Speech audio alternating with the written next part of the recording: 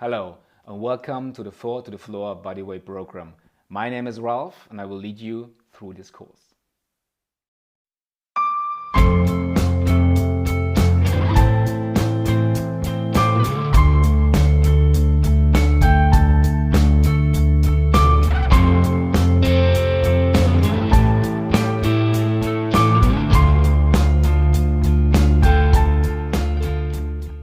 As an osteopath and sport and physiotherapist, I know about the issues of the body.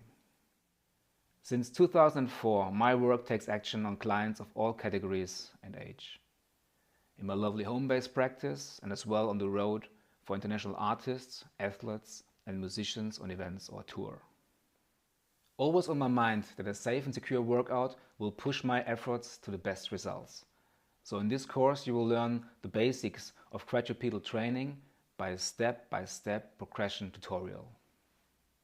And at the end of the course you will be able to perform a very versatile flow of movements to permanently enhance your strength, your flexibility and especially your motor control.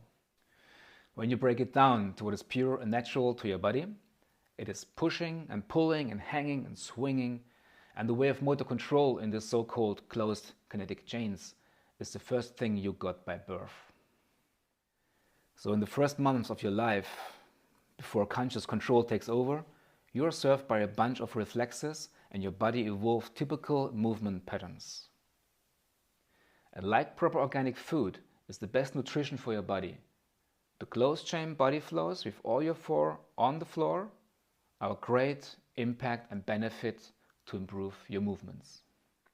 Do it wherever you want and whenever you want. Within a few minutes a day, these natural flows could be your full body workout and is for sure expandable to more advanced exercises. So this course is designed for beginners and also people who want to recreate body basics. And for sure everyone is welcome who just loves to move. I really want to encourage you to be awesome. So see the free previews, watch the videos, and if you like, go and enroll the course, get your four on the floor. I will love to see you there.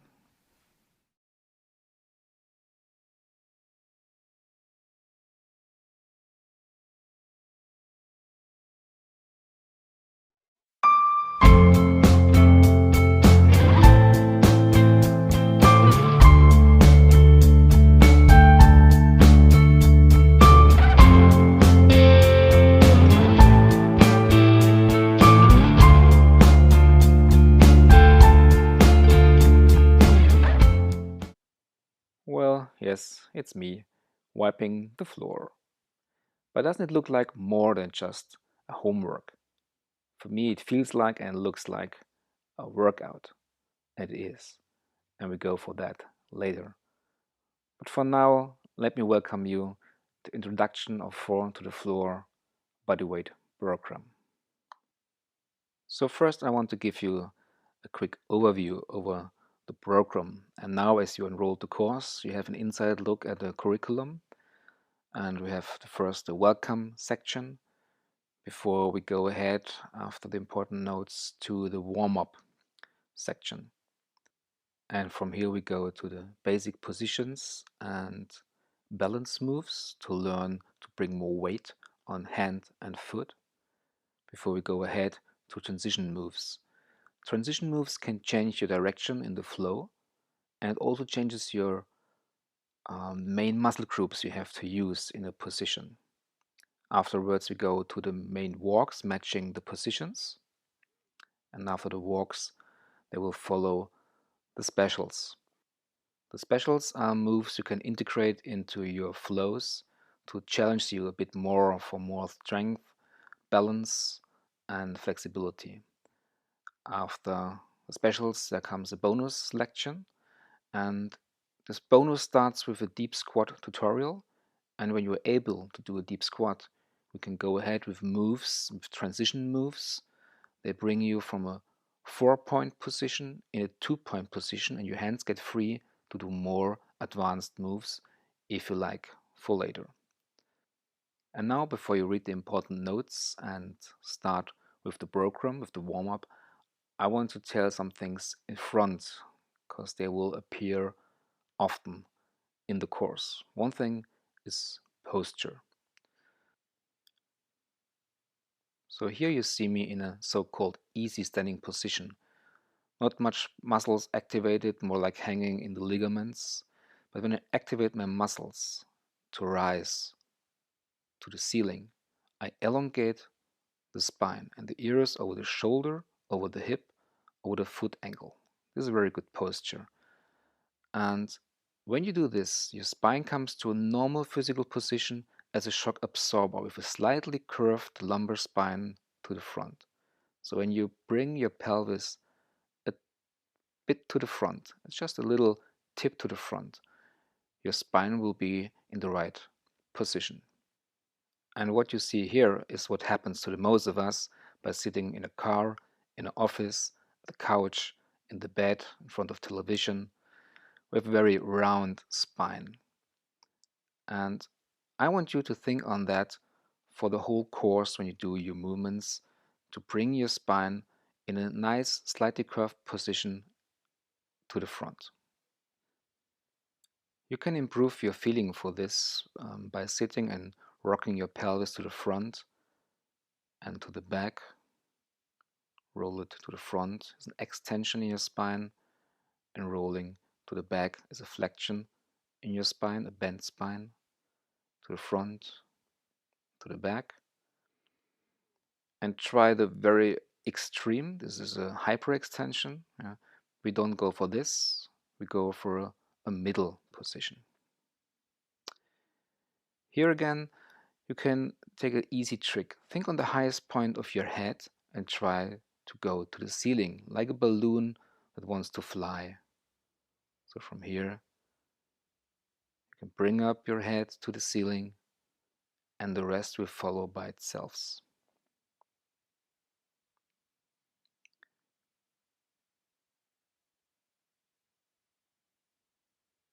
You can see it here. It also works on your chest, so you get higher with your head to the ceiling and chest goes a bit to the front. And when you do this, automatically your pelvis will tilt to the front and your spine gets in a shock absorbing position. Again, don't go to hyperextension as that. It's more like a duck bomb. Do a normal way, a little bit to the front, that's enough. Next point is muscle work. In the promo video, you heard me talking about reflexes of a baby, so we go for primal patterns. And the great thing is that primal patterns are not working in open kinetic chain like here. This is an open kinetic chain. That means your punctum fixum, here is your shoulder, and you move your free hands away from your shoulder. When you do primal patterns, animal patterns, like toddlers and primal animals, it's in a closed kinetic chain, like here. Closed kinetic chain means that your punctum fixum is in the distance. Here it's the floor, and the punctum fixum is your wrist, and you move your shoulder and your elbow. And when you look at the picture of my course, the title picture, you can see me doing a jump over. It's one of the moves we do at the end of the course. And in this picture, you can see how many muscles are working together if you just stand on a flexible column. Here, punctum fixum is the floor, and you can see how many muscles are working together to control this. And this is what we want in those patterns. Try to integrate training in daily activities. Now we're back seeing me wiping the floor. Of course, I'm wiping the floor. But in a nicely deep squat, I try to make a very elongated, long, flat back by wiping the floor. Or here it's like a warm-up for the shoulders in the morning, just by brushing my teeth. Or if you walk through a door, just grab the door, do a deep squat, and go ahead.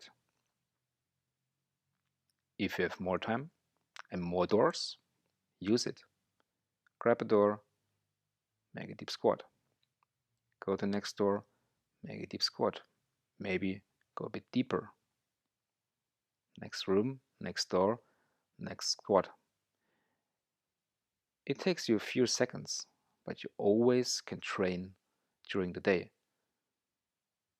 Like here, you can do an animal movement pattern on the floor. It's a walk. Then you do a special move. This is called a scorpion. Then a transition move. And then a grab walk through your kitchen. So find ways to put training into your daily activities. And in training, help yourself if needed. So maybe if you want to use a brace for your thumb, or a brace for your wrist, or a brace for your knee, you can do. I'm not a big fan, because if you need a brace, something is wrong. And if you have problems with your wrists, please go and ask your doctor or physician if this is okay for you. The movements will work with these braces, but I would recommend to ask a doctor. Here you can see you can help your knees and your legs when you sit and warm up, or even when you do your balance moves in a bear position, you can take something under your knees. Normally you don't even need a floor mat, but if you want, make it more comfortable for the beginning. No pain all the time, please. It's not a no pain, no gain training. It's more like use it or lose it and form force function. Yeah, when I say knee flected, I mean bent knee, and when I say crisscross, I mean crossover. I don't know why this is in my head. I can't erase it. I don't know why. Okay, so go through the program. Next is the important notes, and then you go for the warm-up.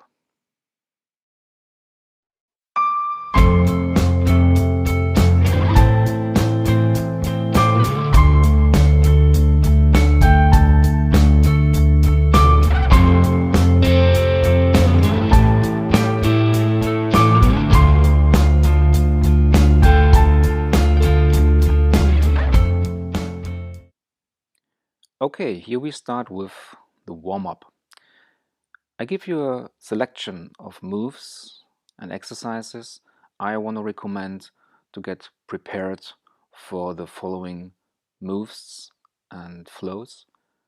So here we concentrate on the shoulder, the spine, and the hip mainly. And this is a selection, so you don't have to do all of them all the time, but we recommend to do it one time, all of them, to get familiar with it, and then you can choose which one of those works the best on you. The easiest start is rolling backwards your shoulder and your shoulder blades. So this will activate all the muscles around and move the bones around the shoulder before you start lifting up your arms. Make sure you bring your palms upwards to the ceiling, and you open your shoulders and your chest towards the ceiling. It's easy, but very nice, smooth move to warm up your shoulder. Then we do a stretch for the back side of the shoulder. You grab one arm and you bring to the other side and stretch the back side. So if you want to force this, you can go down on the floor to bring more weight on it. This is still a stretch for the backwards muscles of your shoulder and the capsular backwards of your shoulder to give you more flexibility later if you want to move around the shoulder. You can see it from the side. You're on your arm and you bring down your body to stretch the back side of the shoulder. You can do it dynamically or statically, about 10 to 15 seconds. I would recommend, let's say 50 seconds for this move. If you want to force it a bit more, you can lie flat on the floor. Get your arm through roll up to the middle, and then go down with your body to bring more weight on the shoulder. This is a really tough stretch for the back side of your shoulder, but it's very effective.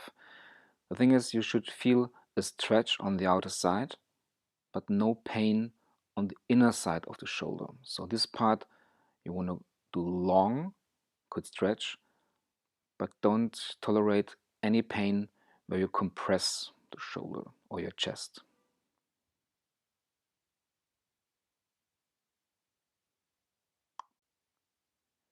The next move looks quite familiar, but it's a different thing because now it's not a stretch, it's more like a mobility move for your spine. It's a rotation move for your spine. And the main level you will rotate around is around your diaphragm. This is very important for later moves we will do, like the spiral up and the spiral down, and also for some specials that you got enough flexibility around your diaphragm. Beneath the diaphragm you have some organs like the liver or your stomach. They all have to go somewhere if you do a rotation, so this is a great thing to do to warm up this rotation. If you're a bit limited in the way of movement, you can just do it like that while sitting and just rotate your upper body around the axis of the diaphragm. You can do it also while sitting. This is a bit more with a bit more power. You grab one knee and you raise one elbow. So there you get a wider range of movement. And it feels a bit more like a stretch. Same is possible while standing, not so much impact. I know this move from Qigong part, where you look over your shoulders. It's very nice and smooth. Here's again the grab on the knee and raise up one elbow, but this is for advanced if you're good in doing a deep squat. This could be the target, the goal to do, but it's not necessary to be that deep in the squat. But if you can do it. Here you will see another move for your spine. So from the side perspective you can see it's a flexion and extension of your spine, and I want you to understand the difference between the levels you can work on with this move. On one hand, so I will show it again, on one hand you do it more in the upper spine or the full spine in flexion and extension, and then you can just do it in the lumbar spine by moving your hip. You roll down your pelvis up and down, and you can concentrate the movement more in the lower spine.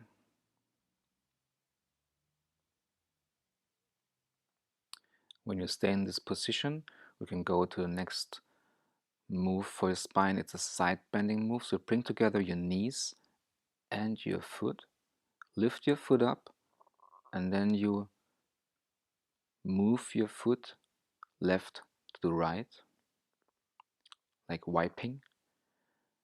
And the start of this movement and the action from the movement comes from your spine. So it's a side bend to one side, to the other side.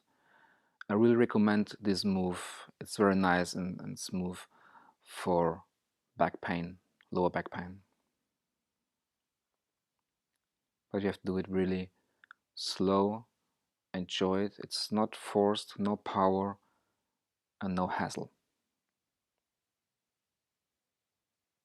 It's a good relief. Now we return to the upper part and move your chest up and down, and this will move your shoulder blades. So your arms are fixed on the floor and you move up and down with your body in the upper part, and so you will get a move for your shoulder blades forwards and backwards.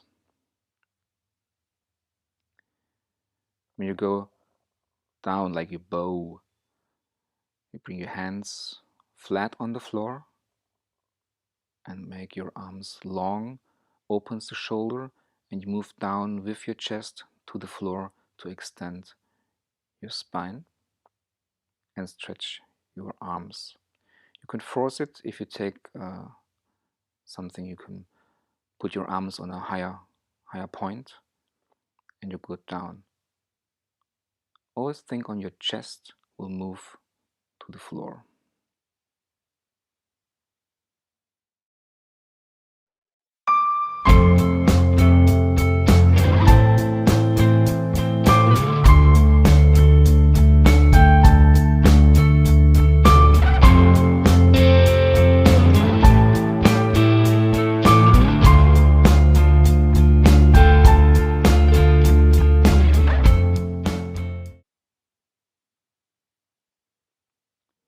So now we're going to the hips.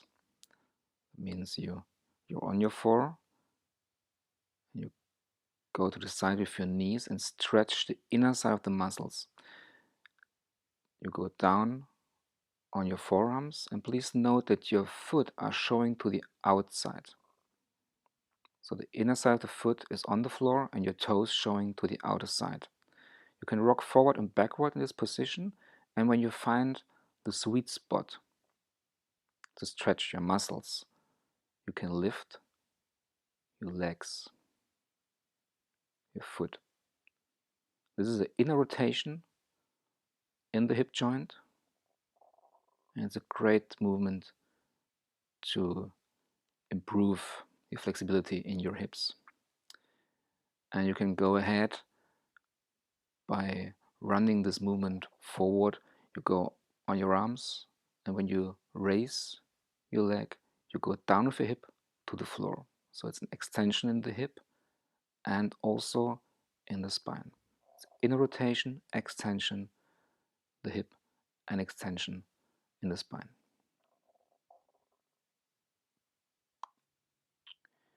Here we come now to a very important point of the warm-up. We go in a back-seated position, which is the start of one of the cardinal positions later in the course. So you are back-seated and you move your chest a little bit up and down and get your chin in and elongate the spine. Don't take your chin to the chest, don't throw your head to the front or to the back. You take your chin in, or you take your chest in the front and then take your chin in and you elongate your spine. You can move a little bit, or you feel the stretch in your front shoulder. Therefore, you can bring your hands a bit more in the back, get your chin in and the chest out, and feel a stretch in the shoulder and the load in your hands. So here you can see the load on your arm, the chest go up, the head rises to the sky, but the chin is in, and your spine is extended while your pelvis is rotated to the front. It's a great position for the next moves, and also if you have problems with your shoulders or your spine. So here, if you take more load on your hands, you can see you can lift your pelvis up. Just do it as far as you want. You don't have to go the full way up, but you could go higher if you can, but don't have to. It's just an offer, but if you can bring it to a level like a table or a rectangle, and always have in mind to take your chin to your neck, so chin in. And this position will later be called the crab position, and is a cardinal position for many moves we do in this course. And after the next warm-up, the special warm-up for your wrists, we will start with this crab position.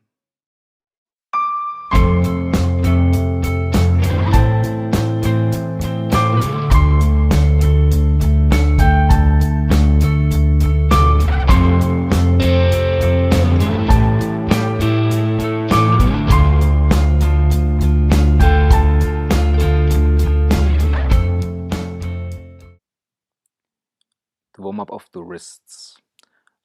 I want to highlight this lection, so I took it off the rest of the warm-up because I want you to understand that your wrists are this part of your body in this course. They are in duty all the time. And if you're not used to be with your body on your hands, this could be a bit of a mission in the beginning. So I want to recommend to do this kind of warm-up for your wrists very often, very often. You don't have to be on your floor to do this. If you're not familiar or used to have weight on your hands, just do it while you stand somewhere on a table or somewhere on a desk. So there's not so much weight on it and it's less impact to get the feel of flexibility of your wrists. But you have to train that a lot, and you can do it every time you want during your workout. Make a stop, go back to the stretches. So this here is a rocking forward and backward while your arms are extended and your fingers are spread. And this gives you a flexion and extension in your wrists. Then you can bring your fingers in and go left and right. And while you go left to right, make sure that your palms are staying on the floor. So if it's go up, it's too far, so you stay on the floor. This is the way you can do it, and always stay at the end of your comfort zone where you feel, okay, here comes the end, and then work on this part. Also can take your fingers to the back and rocking backwards and forwards. If you go backwards, there's more stretch on the muscles. They want to flex your wrists. It's a good stretch for the golfer elbow if you have problems with your elbow. The other way around later is for the tennis elbow. So you can also fix pain in the elbow by stretching those muscles. And here you see me rotating the arms, the elbow pits to the front. It's a great move to get more flexibility in the little joints of your wrists. So you roll in your shoulder, elbow pits to the front and to the back, and this improves mobility in your wrists. This is like a King Kong position. It's not a must. So sometimes this could be very painful, but I want to recommend to try it sometimes with less weight to feel the stretch on the upper side of your forearm. This is a great move to release pain from a tennis elbow, and it gives you another way of stretch. So here you have the weight on your fingers or on your palm, and you press your fingers into the floor and you lift your palms by taking action on your muscles. So the lift of the palms really comes from pressing in the floor. The more weight you bring to the front, the more heavier it is. The more you go to the back, the easier it is. So you lift your palms by pressing your fingers into the floor. If you're more in the front, it's more heavy. If you're more in the back, it's more easy. So you should start with being more in the back. Don't lift from your hips or from your spine. I want you to don't lift your body. I want to push the fingers in the floor and then you lift your palm. Okay, next will be the first position lection for the crab position, and keep in mind to always repeat those stretches on your wrists. Don't do it very long, but do it very often.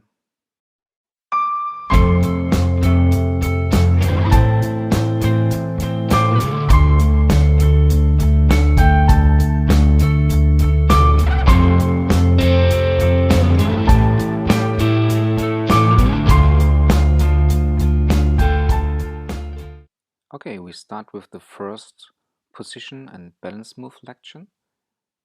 Let us call it the crab, because it looks like a crab moving. And you find this move in many systems of bodyweight training. So I like to start with this one because it's an easy start from the back seated position. Maybe the move is a bit challenging for the coordination in the end, but the start is very easy. And you have a lot of time to train this to bring it to an ease and graceful move in the end. So we go for that. So let us start from the beginning in a backward seated position, like you know it from the warm-up, and just a little lift of your pelvis, and then you move your body center weight, rocking forward and backwards and sideways. Feel the load on your hands and foot while moving, so you can see, okay, where is the most weight. In this position it is on your back arms, but here you see it's like a zigzag position, like an M, but that's still called a crab position. And from here you start lifting one foot away from the ground. Just a small lift, but this brings the weight on 3 points instead of 4 points. Always remember to relax your wrists in between as often as you want. You start with chin in, elongate the spine, lift the pelvis, and lift one foot and the other foot. Feel how the weight is shifting, the balance is shifting. You try to stand this. Relax your fingers and your wrists. And do it again by bringing up your pelvis. And then you take one arm off. Therefore you have to shift your weight to one side and then you lift your hand. Take your hand and your arm close to your body while doing this. You can start easy by keeping your fingers on the floor for the beginning. Just feel the weight, the load on your arm, and then go ahead. Please don't make it too quickly. It's not a hassle. Yeah? You always should keep the control of your movement. So don't make it too unstable and too quick. Don't be happy with that. Don't lift your body too much, and also don't lift your legs too much. Just small movements, but very controlled and always in a good position. So chin in, spine elongated, lifting your pelvis up. So this is a starting position. Always think on that to make it more graceful and controlled. So here you lift pelvis. Then it's small movement with the leg. Other side.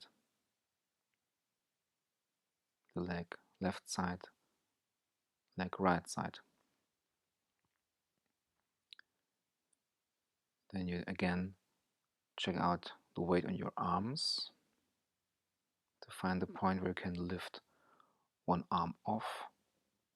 First finger on the floor to be sure to keep control. Just make one loaded arm a bit lighter before you go ahead to bring more power on one side and take your arm to your body. So you shift your seat from above, you weight to one side and load one shoulder, and the other hand sets free. You can try now to do this parallel to lifting one leg on the other side. So you stay on a queer axis. So there's one arm, one leg. Here's the right arm, left leg. And you balance on 2 points.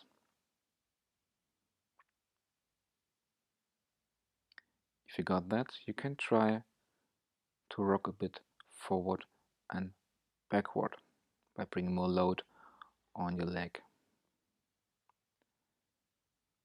So this was now hand, leg. We tried other way around. First the leg, then the hand. So this goes more to the final way of balancing. One leg, one arm. This is both together, and this is one leg, one arm. I would prefer you to learn first one leg, then one arm, because this is needed later when we go to the crab walk forward, where the leg is leading the movement. And yeah, now have fun with this lection before we go ahead with the beast position and balance.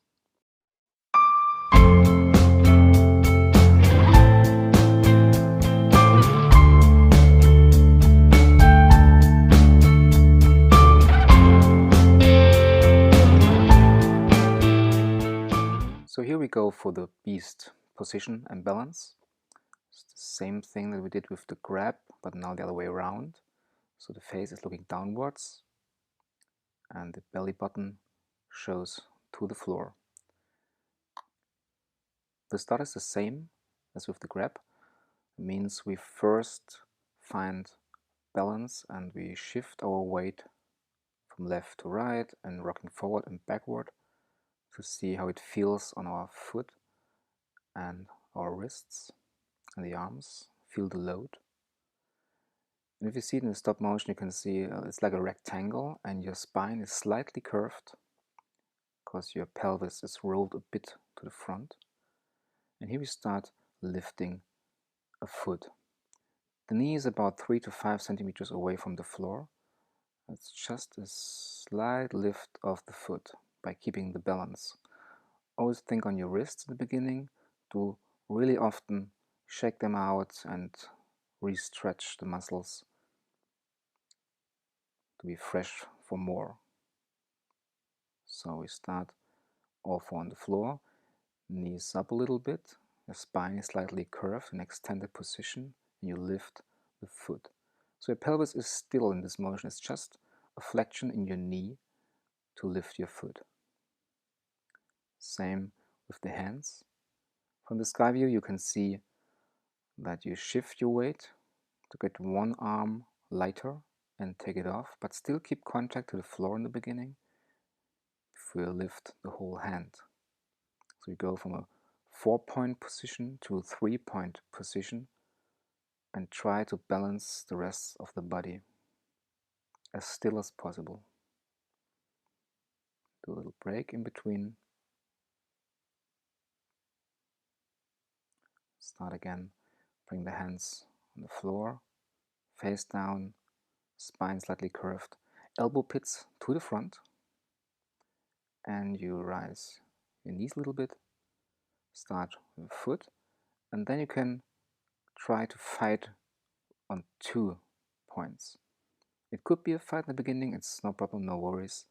After a while you get more and more stable because your body learns to coordinate the muscle chains.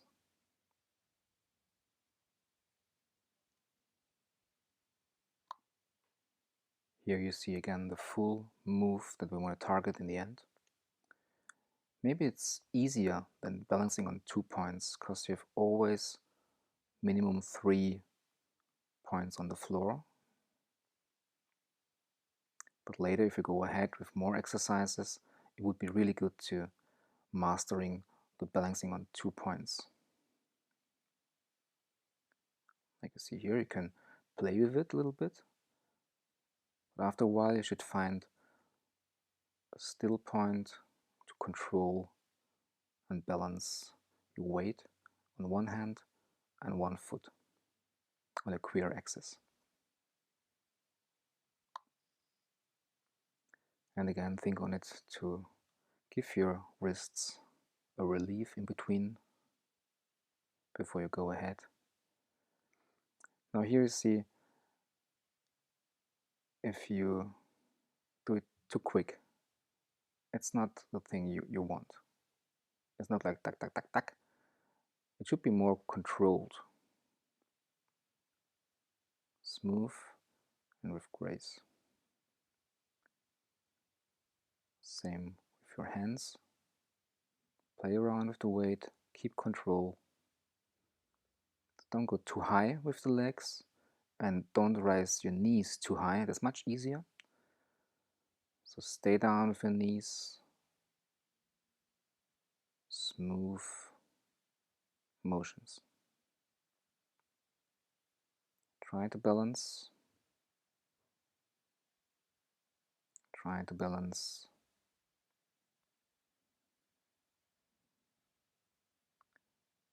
And then go ahead with the full move. So now here the hands are leading. Hand, foot, hand, foot. And when you feel safe with this motion, go ahead with the bear.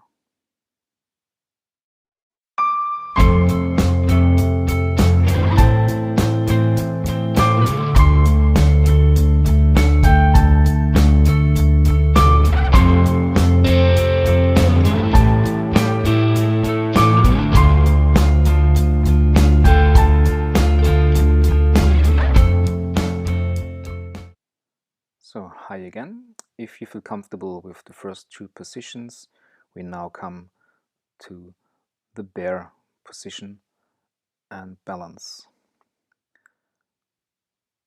I call it the bear, or some others do. It's also called in yoga the downward looking dog, and it's a great move. Next to its fun, it's a great move to open your shoulders, get some power on your arms, and stretch the backside of your legs, and you give a little space for all the nerves coming from the spine going down to the leg.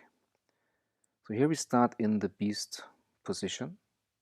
Elbow pits to the front, lift your knees, and then you bring up your pelvis until your knees are extended, and then you give it a little push by pressing your hands into the floor to give your spine a better alignment.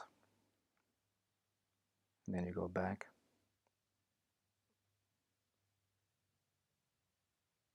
And give your hands a little break. Before we do it again, elbow pits to the front, lift your knees, go up with the pelvis, and bring your legs in a locked position in the knees. Don't walk towards your legs with your hands. Please just keep your hands where they are. If you go up from the beast, your hands will stay on the floor, your knees go up, bring your legs in extended position, knees are locked, and then you push your body to the back, but your hands are still staying where they started. Try to keep your head relaxed. And also here, no worries if you struggles with the stretch in your backside of the legs. Just keep your knees slightly flexed, but still push with your hands to the floor. If your heels will not touch the floor, it's not a problem. The more often you do this, the better you will get. So the more important point is to push your hands into the floor. Okay, go back and don't forget to relax in between. So here you see the elbow pits go to the front, knees go up, and your pelvis goes up to the ceiling. And from the ceiling you can see now how to shift your body weight to the sides, left and right, to feel how the load is changing. So if you shift to one side, one arm is setting free, and you give him a bit of a push to the front to make a little step. You also can do this with slightly flexed knees or with locked knees.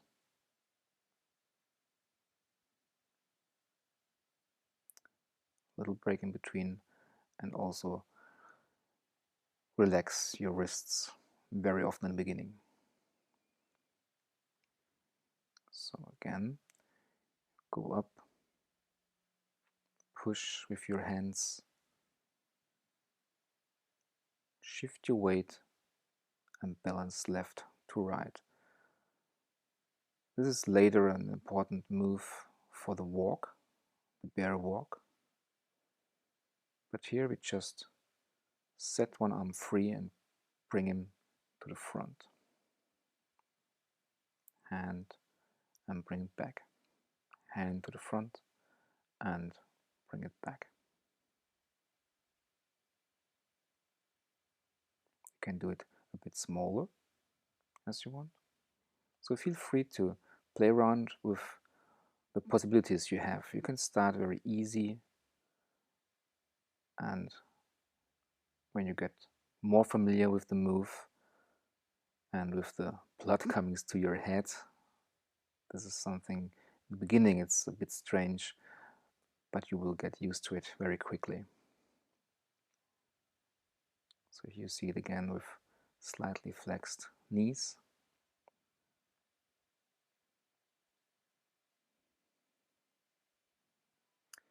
Yeah, that's pretty much it for this position and balance point. And if you master this, we go ahead with the transition moves.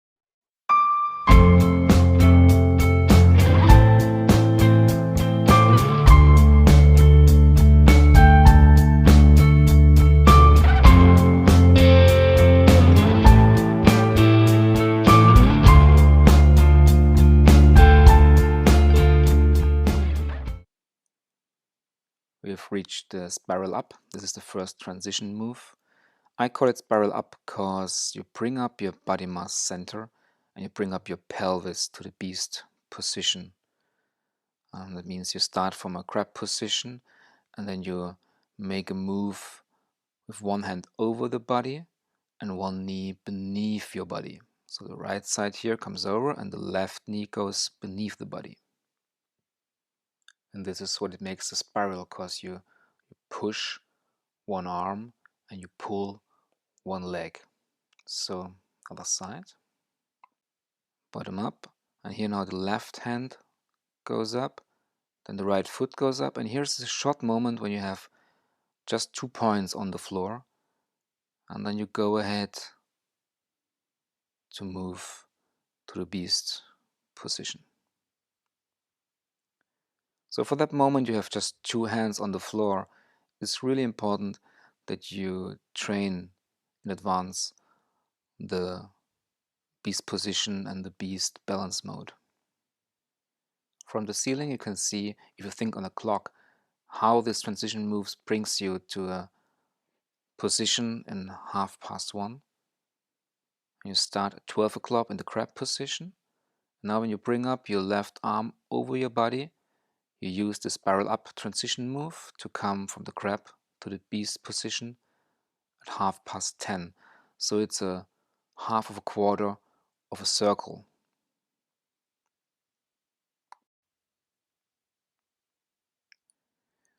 Now make sure that if you bring up the pelvis, don't go too high and don't take your arms too high. Just a little lift of your pelvis, and then you go on 3 points, 2 points, 4 points on the floor. You can go back easily to the crab position. Always take care that you have a good alignment. Chin in, yes. Balance a little bit, left to right, right hand up, goes over the body, left foot through, and you're in the beast position.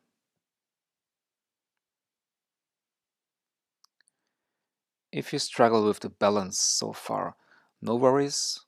You can make it much easier just by getting up your pelvis. One hand goes off, and then you bring one leg on the floor, hand on the floor, toes, knees, hands on the floor, find your position, then bring up your knees, and you're in the beast position. Go back. So you start sitting, getting up the pelvis, hand goes over. Now one leg on the floor, knees on the floor, toes on the floor, hands on the floor. Get up your knees to the beast position, but please make sure that you have a nice and graceful position for the beast at the end. I often see that people want to go over one side. That's not correct. This is maybe another kind of move, but for the spiral up, I really want you to think on a queer axis. That means you don't go over right hand, right foot, or left hand, left foot. You go over the right hand and left foot, or the other way around. So the thing is that you don't throw your body over one side. It's more like you bring one arm and you pull one knee. It's a very smooth movement. And this transition move will bring you from the crab to the beast, and it changes your way of direction and the main muscle groups for the further flow. Enjoy.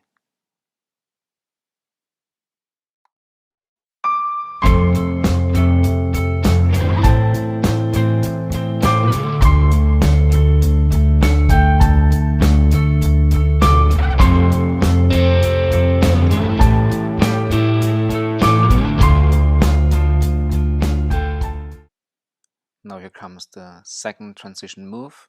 It's the other way around. This is now the spiral down from the pelvis, from a higher point to a lower point, from the beast position to the crab position. It's just like mirroring the spiral up. The spiral down just goes the other way around. So you start in the beast position, the leg starts, arm follows, and you're in the crab position. From the sky view, you see how you go back on the queer axis again. That means if you start in the beast position, it's left hand and right foot who stands when you move, and right hand, left foot is moving.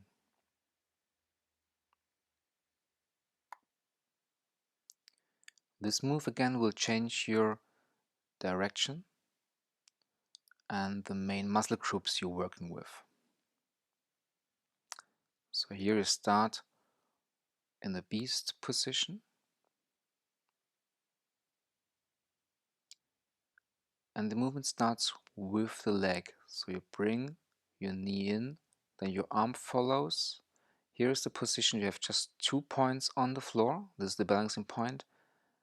And you go ahead with the left leg go through and the right hand goes to the back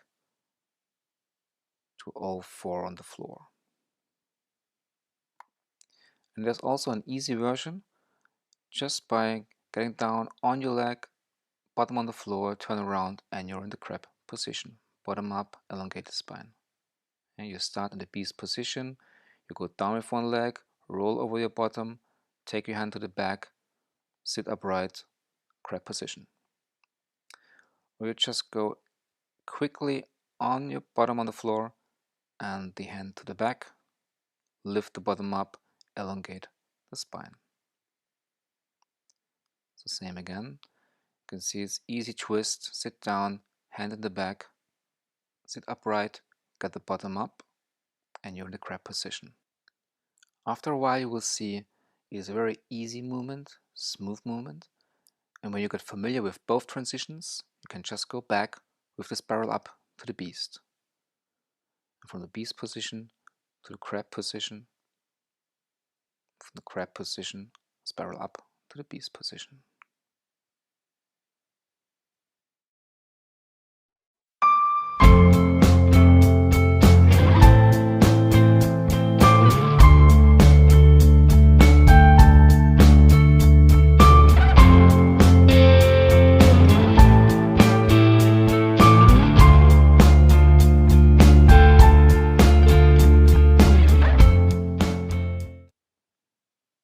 Here we are at your next chapter. It's about the walks. And we will start with the beast walk, or the panther walk, the cat walk. And this is a forward and backward movement, comes from the beast position. And if you look from the ceiling, you see it's a hand, foot, movement. So your hands are leading if you go to the front. Left hand, right foot, right hand, left foot. And when you go back, you start with your leg leading. So right foot, left hand, left foot, right hand. And so you go forward and backward.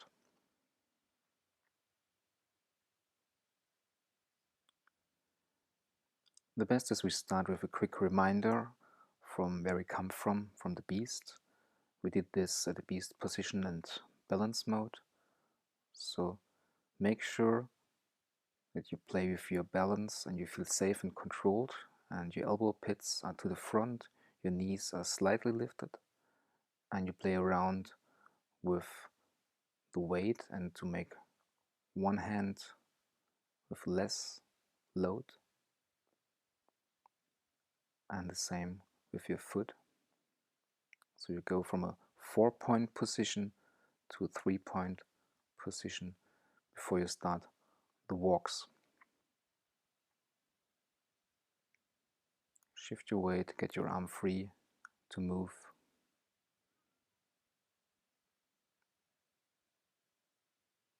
Then you bring your leg. So right hand, left leg, and backwards leg, hand. Left hand, right foot, right hand, left foot. First on the place before you start walking forward. Left hand, right foot, right hand, left foot. Left. And then backwards you start with the foot. Right foot, left hand, left foot, right hand. Do small steps and keep your arms locked for the beginning, so you can concentrate on the move before later we start to make it more softer and more sneaky. So here it's a bit softer, not so robotic in the beginning. It's like you're searching for the floor, really smooth, searching for the ground. You see the right hand gives a push into the ground to give it a smooth feeling.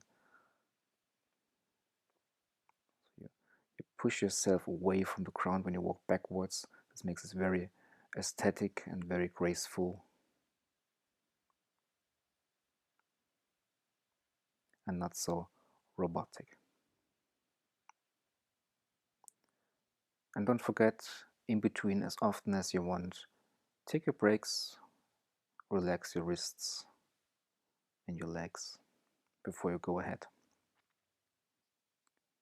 If you want to add some excellence to the move, you can start doing some little push-ups on your knees. But please make sure you don't flare your elbows. Please keep your elbows close to your body. This is why you bring your elbow pits to the front in the beast mode. You can lift your knees now and try to do little push-ups in this position.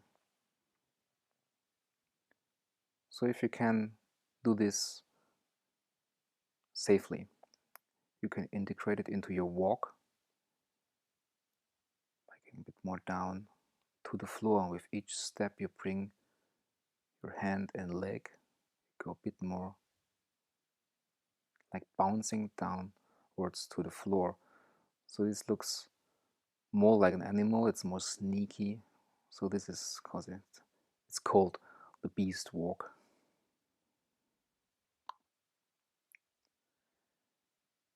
And here you see the finishing move for the beast walk. Forwards, sneaky, and then again backwards, sneaky. Don't forget the push out of the ground.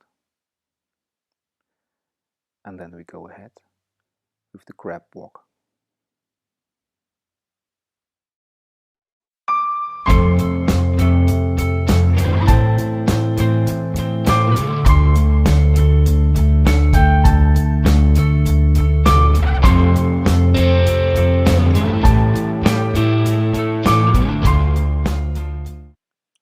So next on the list is the grab walk.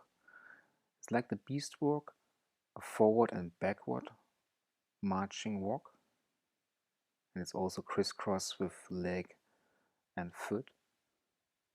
And it's upside down, so this means your face is up. We start just with a little reminder of the grab position and get familiar and used to the shift of the weight before we start the walk.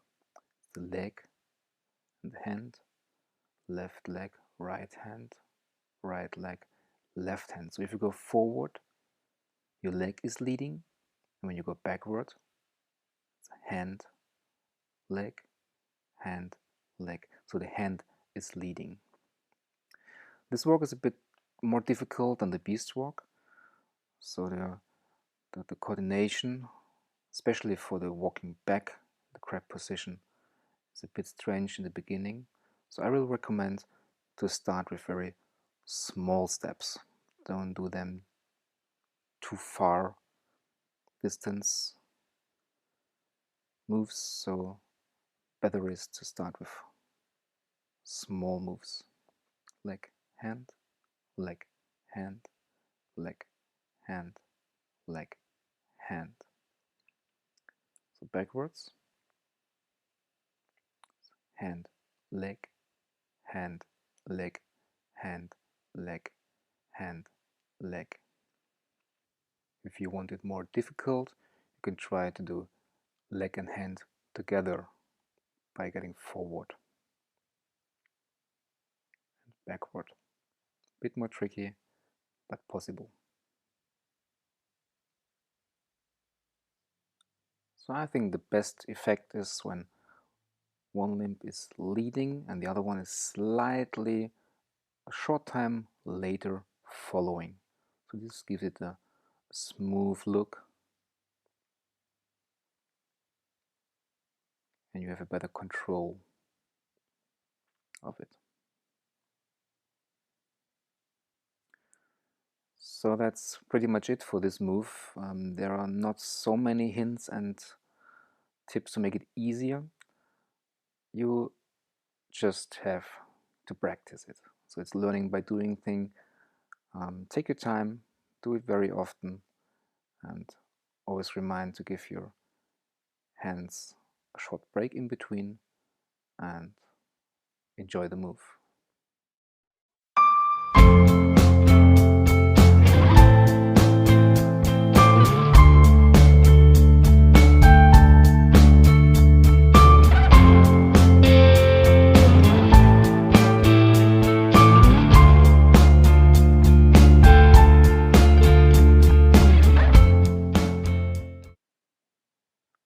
The bear walk, one of my favorites. It is a walk like a beast and grab forward and backward with a high pelvis and always nice stretch in your legs, and it's a wonderful movement in the spine. It's always a little side bending, rotation, and here you can see the push when you go back with your arm.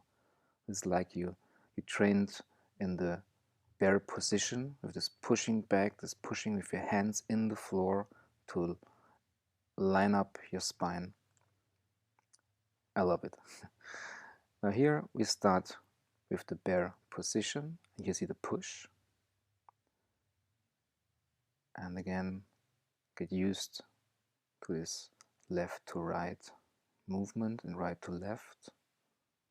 So this makes it very soft when you go forward and backward, if you can control this.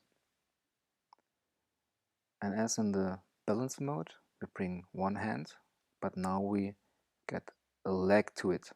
So here goes the right hand and the left leg. And you should try to keep your knees locked. If it's not possible, of course, you're not that good stretched in your legs, you can do it with a slightly flexed knee, it's no problem. So here you see, you shift the weight and get one arm and one leg in the right position. Right hand, shift the weight, left leg. Backwards, leg and hand.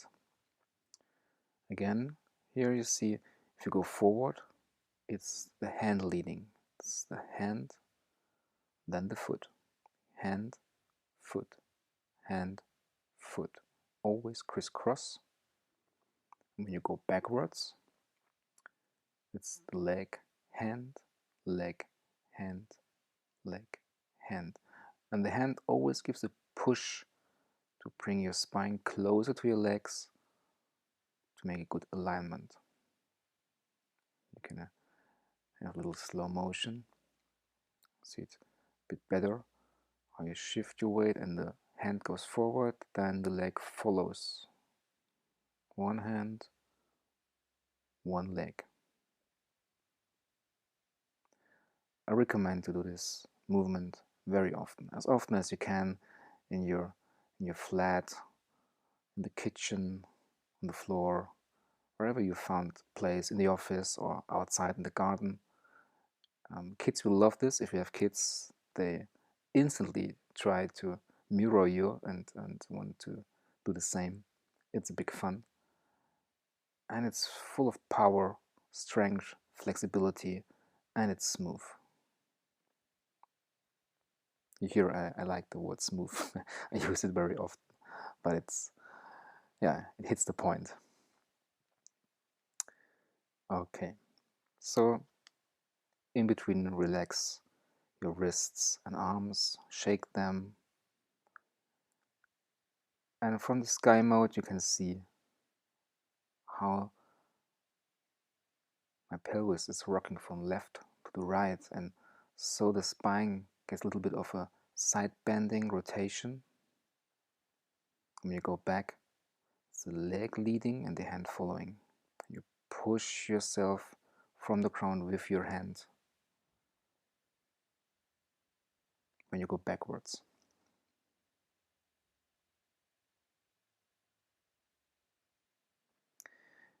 If this is too heavy, because you're not enough flexible in your legs, you can use a kind of block of wood or of cork, and so your hands are a bit higher.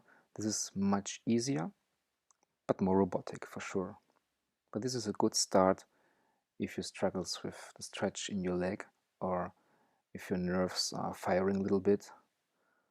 But again, if you train this, you have a big benefit for your sciatic nerve. So you got place in the tissue by moving in a stretched position of the muscles. So here again, this position, getting up the leg to the bear position, give a push, and you can now here do the same as in the beast. You can try to bend your elbows when you move forward. Much more impact. You can do little movements. This is far bending. It's a big bending. You can do it more or less, with less impact if you just do it a bit smaller, the movement. And this is a bit bouncing forward. Backward is more difficult, so I often use it in the forward motion. Enjoy.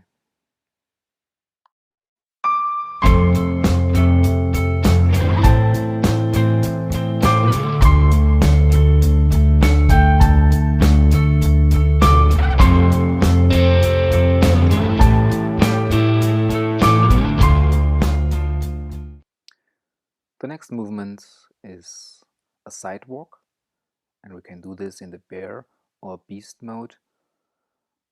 It's also possible in the grab mode, but this is really tricky and I drop it off here. So let's go for the beast and the bear, and it's really a straight sideway movement. So here you can see it. There's a short time you have just 2 points on the floor, because hand and leg is moving together. This is important. This is different to a normal move. So it's really coming together. Also crisscross, but together. When we change the cam perspective, it's getting more clearer how it must look like and work for you. So first, try some side steps and side moves with your hands and legs.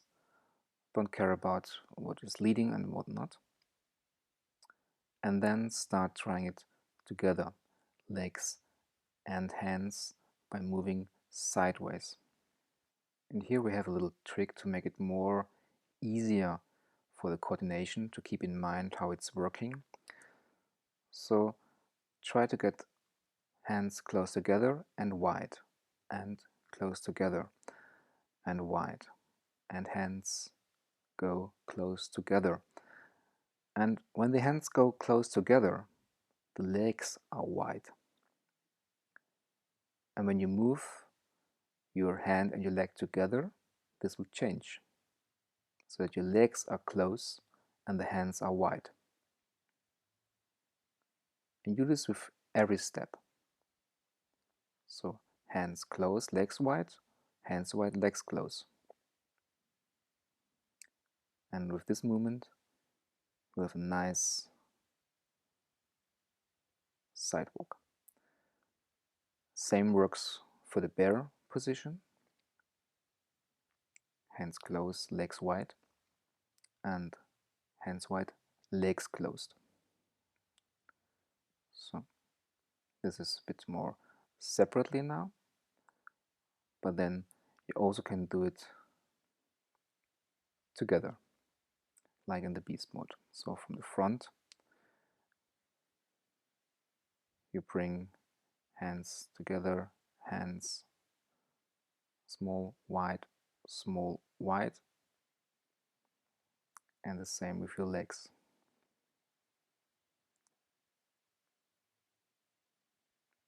Here in the slow motion, it's clearer. So you get your hands closed, legs wide, hands wide, legs close. This every step. This keeps your core still, and you have a nice sideway movement. Enjoy the move.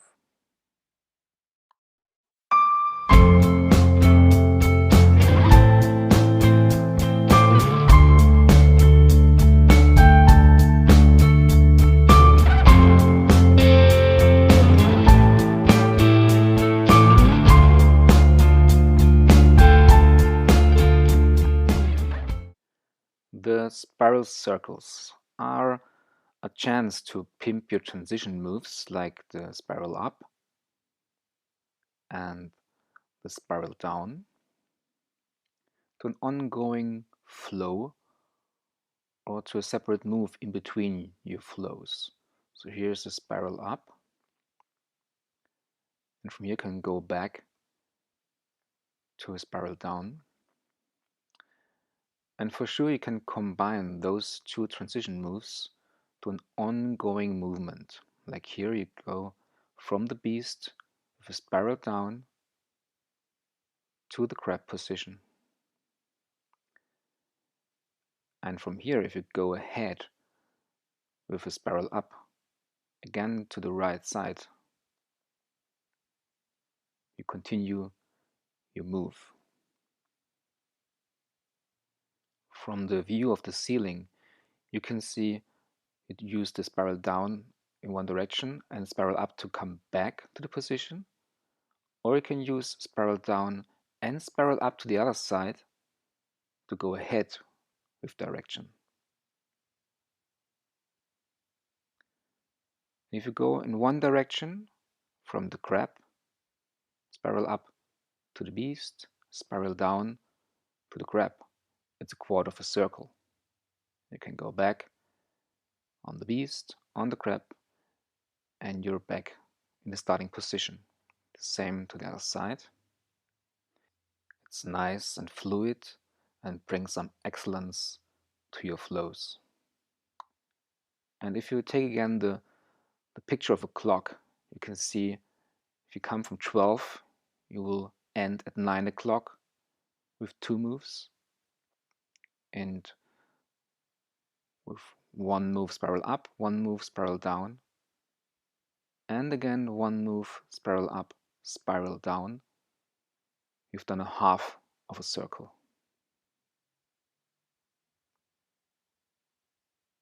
You go back 12 o'clock. The next logical way is to fulfill the circle in one direction. Spiral up, spiral down. Go ahead, spiral up, spiral down, half a circle, spiral up, spiral down, and again spiral up and spiral down. So now you're again at the starting position. With 8 moves, you are back at 12 o'clock. Always think on relaxing your wrists and forearms, and you can do this the other way around. To the beast, to the crab, spiral up to the beast, spiral down to the crab. Or hand leads moving and leg leads moving. Hand leads, leg leads. Use these combinations as part of your flows or as a solo flow.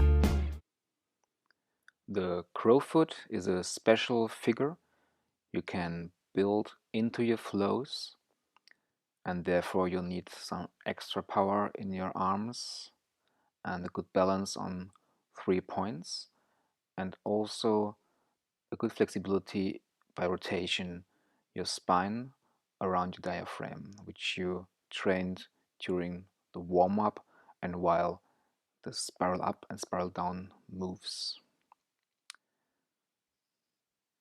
It is a beautiful figure, but you have to take care about some characteristics of it. So when you go down to this figure, make sure in the end that the lower leg is fully extended and locked, and the arm that goes to the sky is in one line with the other arm going to the floor.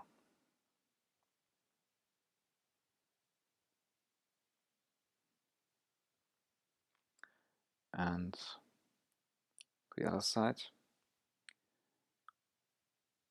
when you look from above,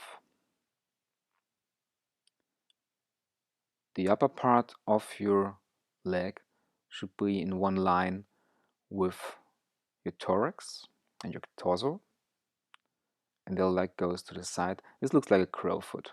So 3 points on the floor and 1 point goes up to the sky. This is why I call it the crowfoot. Okay, to get there, first thing is you have to go down on your elbows, and this movement from the beast going down on one elbow, this could be a bit more of, need some more power than other moves, because you have to go down by one arm, and therefore you should train the bending elbow in the beast mode and the beast balancing mode. You can make it more easy if you bring down your knees on the floor. So that's the thing to make it more safe in the beginning.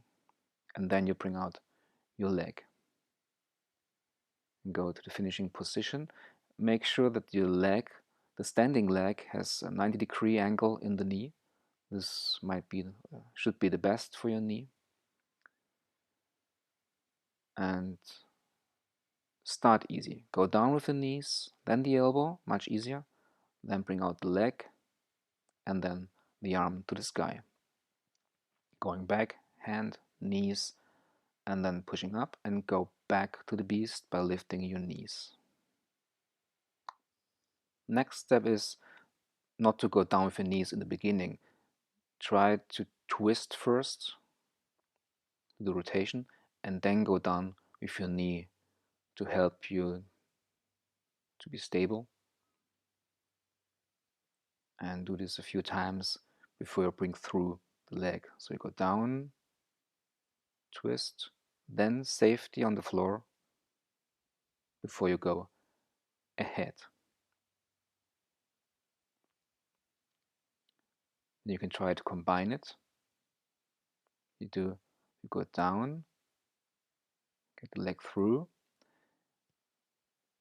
and maybe on the way back it is easier at the beginning to get down here with your knees, to lift your torso with your arms in a more easier position, because you give up your weight on your knees. So you do the start normally with no help after preparing all the stuff before, and on the way back you go down on your knees, then you go up, and then you finish in the beast position. This is how you can bring it into your flow, and when you train a lot you can do the full thing. Finishing position, way back, hand back, getting back your foot back to beast position. Down on one elbow, one leg through, arm up to the sky. Going back first with the hand, get your leg through, lift up with your arms, beast position. Have fun!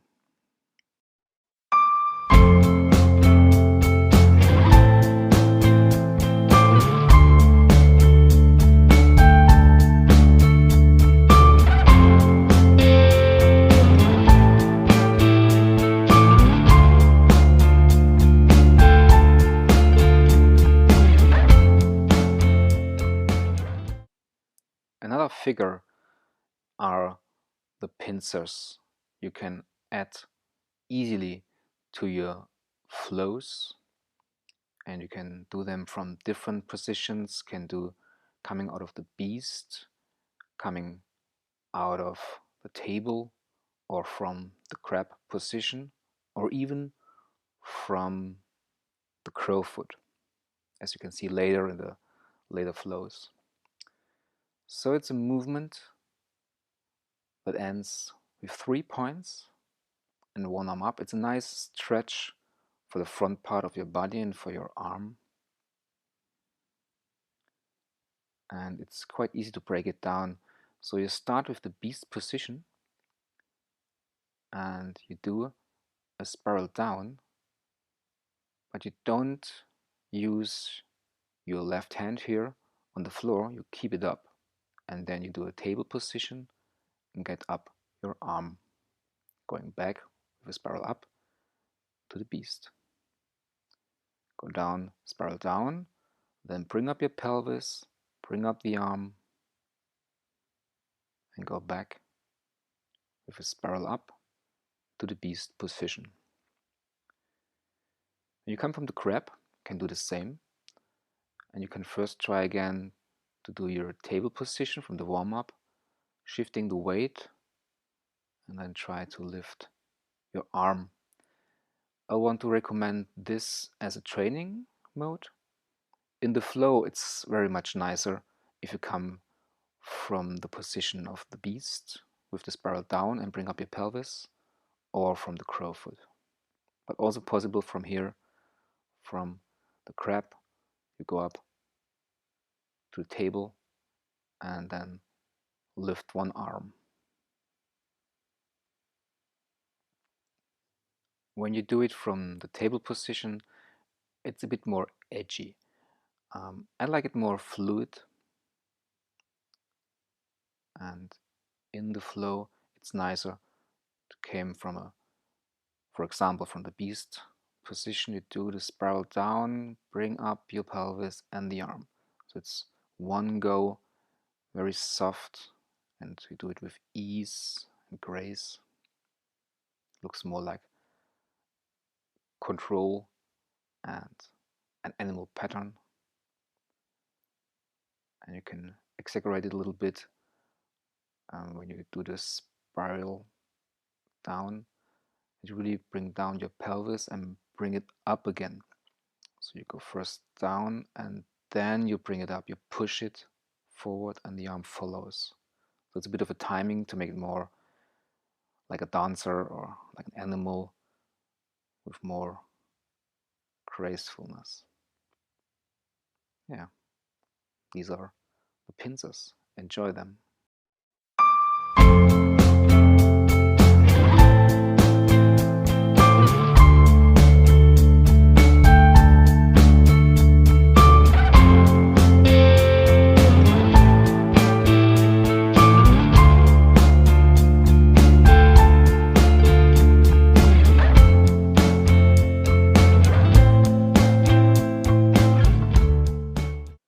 The next special move is the scorpion. I guess you will not find it in my flows because I added this lection later, but it's great to integrate into flows. It's a good feeling to the scorpion, and it takes nice space in your room and in the flow. Big difference here in this move is that you don't go over a square axis. You're using an axis on one side. So here's the right arm and right leg, and it's possible because you have a good balancing point in between. You start with the beast position, getting up to the bear position. From here, take up one leg. It don't have to be a split, it's just bringing up a leg, and the other leg is extended and locked, and you're on your foot pads when you go up to get more high. The way back is just a spiral up as you know it. So you come from the beast, go to the bear, lift one leg. Now take care on your standing foot. So the whole movement on the extended leg is rolling over the outside of the foot and on the heel. So you roll over the outside of the foot on your heel. From the pad over the outside on the heel.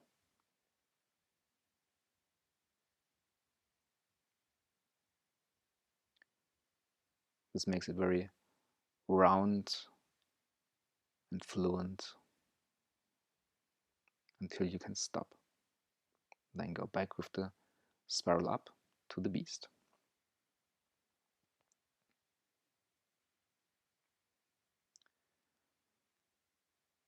If you want to make it a bit easier for the beginning, you go to the bear and you go over the outside of the foot on the heel and just set one foot around on the other side. If not, bring it up. So it's a short way. You come from the beast to the bear. You roll over. In this case, it's the left foot, and you bring instantly your foot around to the other side. Spiral up to the beast. And you can make it step by step a bit more wider the movement until you bring up the leg at the highest point in the end. If you can do a split, but not necessarily. Getting up one leg, go around, balance point. Here you can balance, then you go around and go back to the beast and set the arm in the front direction at the end. So your hand is a bit twisted, and in the end you bring it to the front again, to the regular beast position. Go up with one leg, you find the balance point, it's about here, then you go ahead, get down on the foot, and now you go back to the beast position and take care on your right hand. Now you bring it to the front.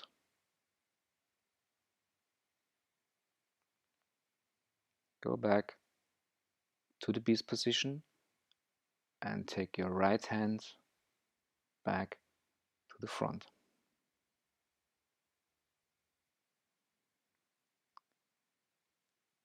And here you can see the full move. Elbow pits to the front, beast position, bear position.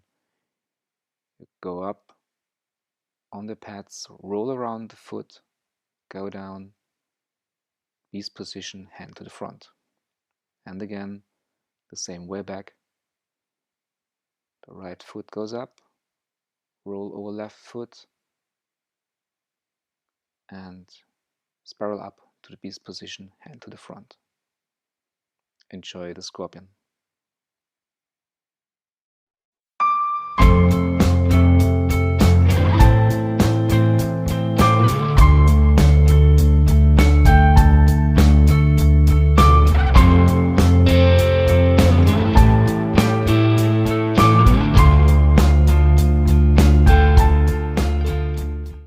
The Sidebend Diva move is very nice as a stretch for the spine and your hip, and to strengthen your arms, because there's a lot of load on it when you do the Sidebend Diva. I call it Sidebend Diva because of a position of toddlers, half sitting, half lying down, and also because divas love this sitting on the canapé. We start from the bear position, and from here you can start again with balancing positions with one leg and one arm to get familiar with this position again before we go ahead to make the first steps for the Sidebend Diva. Therefore, the right arm is going to the front, left leg to the left arm. So one side is getting short and the other side is getting long. And on the long side, you swing down your hip and bring the load on your arm. You can raise your arm and head, but don't have to. Here you see the side bend from your foot to your shoulder and the load on one arm. Again, you can play around with the balance before you start the Sidebend Diva. One hand to the front, left leg to left arm, swing down to the side bend, swing up again on your arm, get your leg back, then get your arm back. So the same way back as you go ahead in the beginning. Left arm to the front, right short, left swing down, bring up, back the foot, back the hand to the bear position, beast position. And this thing from above, you can see the swing down, swing up the pelvis, get back your leg, get back your hand.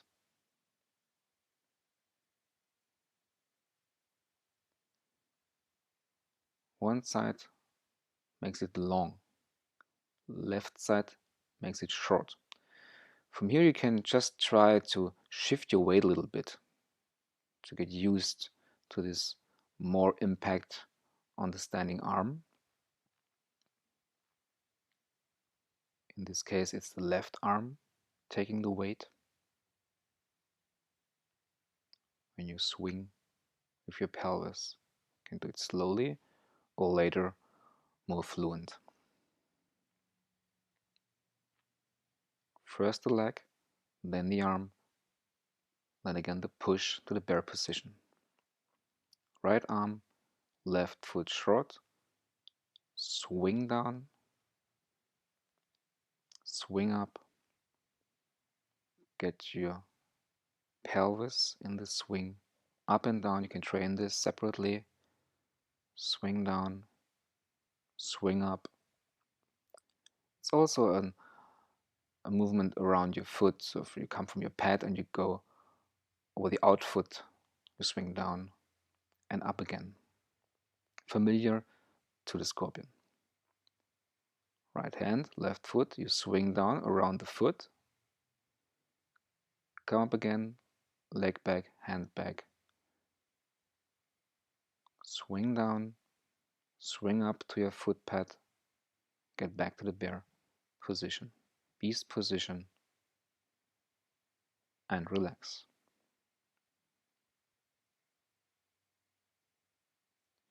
Of course, you can do this from the walk, as you see here. You can do it from the position, but also out of the walk of the bear. Here's the walking back.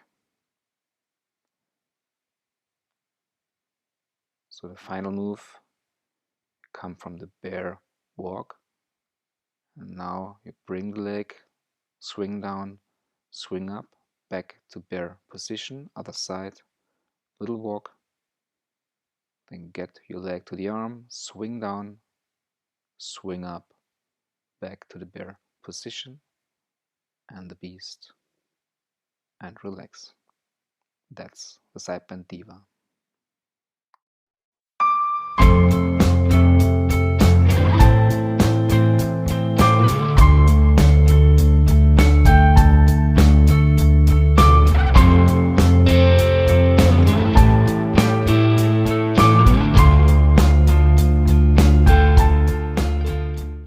Congrats, you now reached the bonus section.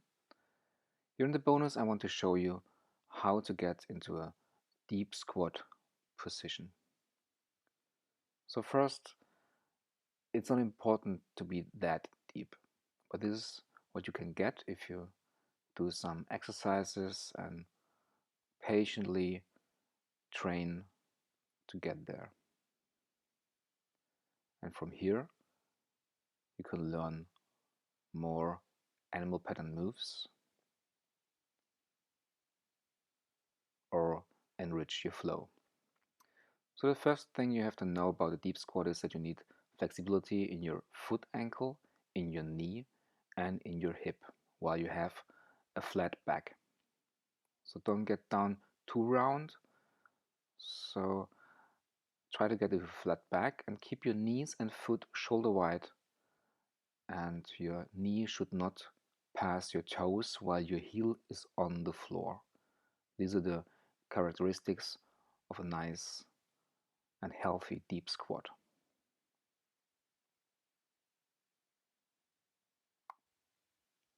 So for your foot ankle, you must stretch your calf muscles, and there are two ways to stretch them. One is with an extended locked knee. You can go on a stairs.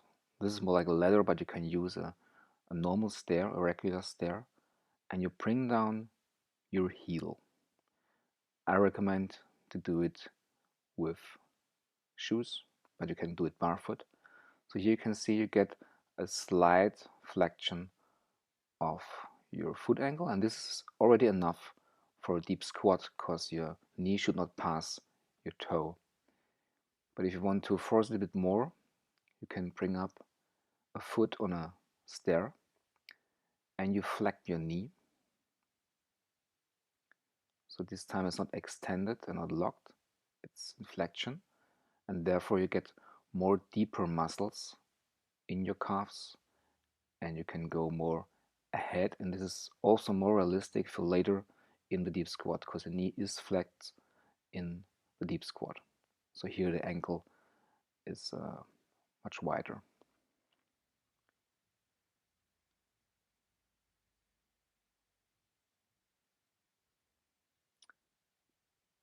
For a deep squat, it's a perfect help to find an edge to grab. Because if you grab the edge, you're much more stable, less weight on your foot, and you can go a bit more in the back and keep your back flat.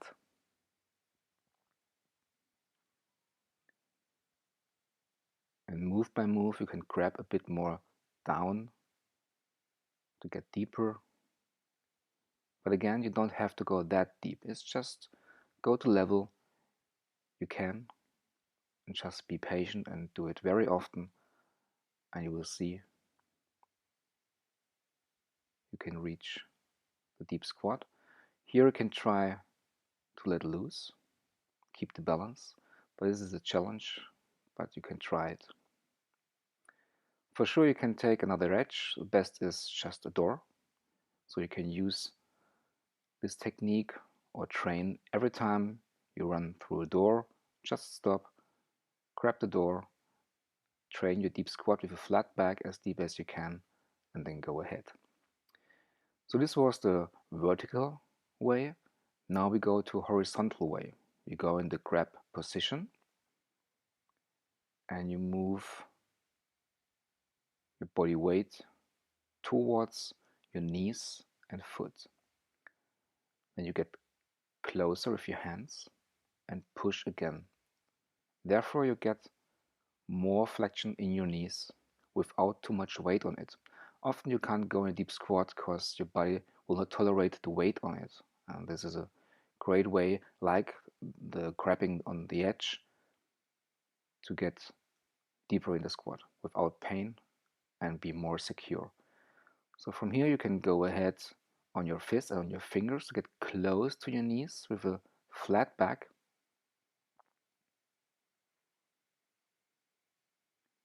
Before you try to come to deep squat without touching the floor. This is a challenge, and sometimes it's a bit of a fight to get there. But the more often you train this and you play around with this position, you will get there step by step.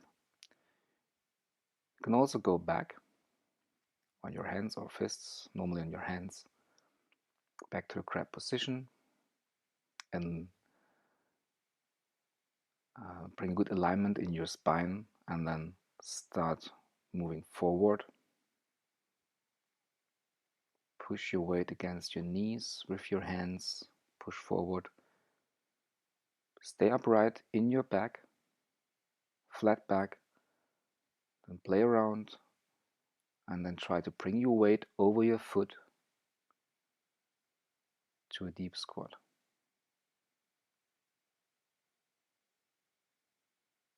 This will take a while, but do it frequently. So here you see it again. Go down, very controlled, into the deep squat. The knees are shoulder wide, the foot shoulder wide. Go up again. If you bring your arms in front, this is more easier for your balance. So you can go down for a while, and then you need your arms to go down to keep the balance. If you don't need them, much better. I still need them.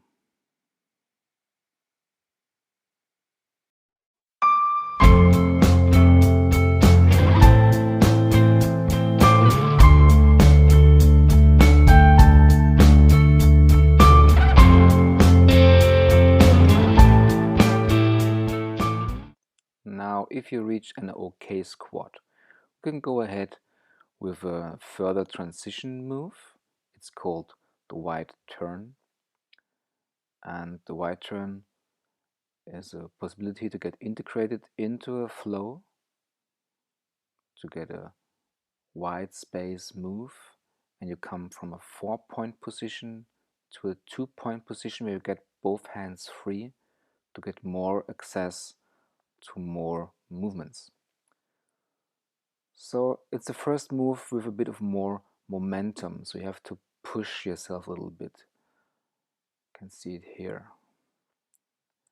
So it starts in a crab position. You start a spiral up, but instead of taking your hands on the floor, you keep your hand in the air, and here your left arm gives you a push and your bottom go to the direction of the floor, to the deep squat. So it starts like a spiral up, and then you push you to the back so that you get your heels on the floor. From the ceiling you can see, if you push back here, if you start from a squat, you have to crab over the middle line to go down to the crab position. And then you push back. That means if you want to come from the squat into the crab, you need a spiral down by taking your arms over the middle line. So now the left arm goes over the middle to the right side, spiral down, crab position, go back, push to deep squat. Hand on the floor, spiral down, be safe. Take your arm up, spiral up and push to the squat. And back to the crab position. So from the squat, right arm over the middle, spiral down on the floor. Then get your arm up, take a knee through, push yourself back to the squat. Spiral down, 4 points, spiral up and push yourself to the squat. If you can't do the full deep squat, you can go from a seating position, no problem. So help yourself with something you can sit on, and just try this grabbing over the middle line with the left hand to the right side and bring down your weight to the grab position. You see here, go down, bring your weight, spiral down, spiral up and sit down. For some people it's also a help to get your heels closer to the place where you sit, and then go down, do a spiral up and push you back to the seating place.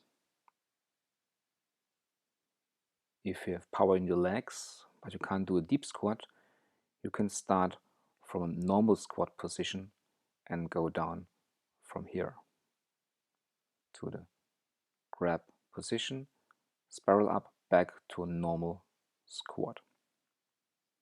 For sure now you can play around with the wide turn and a spiral circle. So you do some spirals and then go back with a wide turn. So start enjoying yourself and play around with the moves.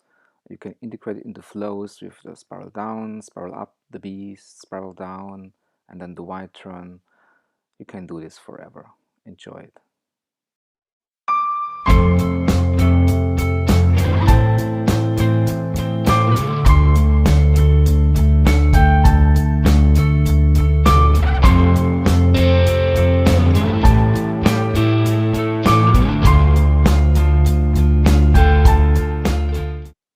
The jump over move. It's the last move of the course, and it's also a transition move, and is for sure the move with the highest momentum. That means please make sure that you really are fit enough to jump over one shoulder. So please take no risk. You can also do the wide turn to transition to the deep squat. So for this move, you come from a crab position, and after the jump over you can add some spiral moves, spiral circles to go ahead in the flow. The basics for the jump over are the crab position and lifting the pelvis to the table position that we have from the warm-up. And when you do this, together with lifting one arm in the pincer, but here from the crab position, and do this with momentum and a bit of speed, you can do a little jump around one hand and shoulder. And in this move, we have the situation of jumping over one arm, like you see in the title, all the muscles working together to keep your arm as a flexible column to come into the deep squat. High impact, big benefit, but please do not overpace it in the beginning. Use the pincers and the arm and the leg, bring up your pelvis, and you jump around one arm. For the beginning, please note the momentum comes from one arm and one leg is following. Here's the right one. And then you throw your body around your arm to a deep squat. The more speed you have, the bigger is the way around your arm. But please stay with tiny steps, just little jumps, easy and safe. There's no need to hassle and to overpace it, just do tiny steps. And try by try, you get a bigger way around your arm. So 90-degree is perfectly nice. In the end, it could be a bit more. So here it's a bit more over the 90 degrees, but don't have to. You can do, in the end, the spiral circles, and that's the finish.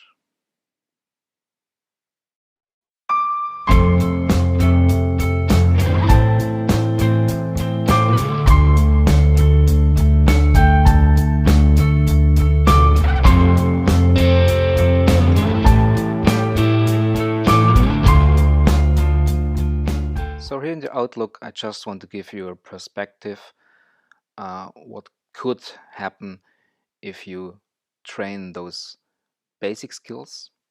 So like here, if you can do the wide turn so that you end in a deep squat, or you do the jump over into a deep squat, you get your hands free. And if you get your hands free, you can start with two new motions or movements. One is called the monkey or the ape, to the side, or to the front and back, the frogger or rabbit. And these easy moves from a two-point position, a sideway move like here, this one could lead you to a cartwheel, or kind of cartwheel. So it goes very artistic, but it's still very controlled, and it is possible to reach without being a gymnast. You can see this bended cartwheel, and the way you do the frogger, it will activate a lot of muscles in your chest and shoulder. You can do it backwards. This one could lead you in the end to a handstand.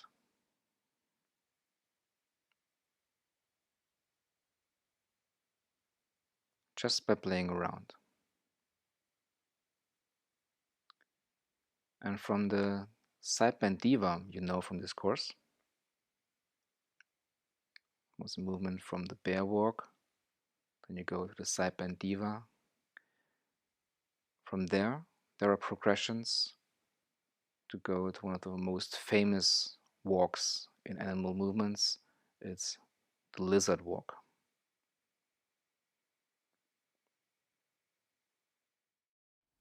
Well, that's it. We're at the end of the course. I really hope you like it. If you do, give me some comments, ratings, kudos, props, whatever you want. If you don't like it, let me also know. I want to know what I can improve. Maybe I want to do a second course at one time. Have a good time. Stay safe. I see you.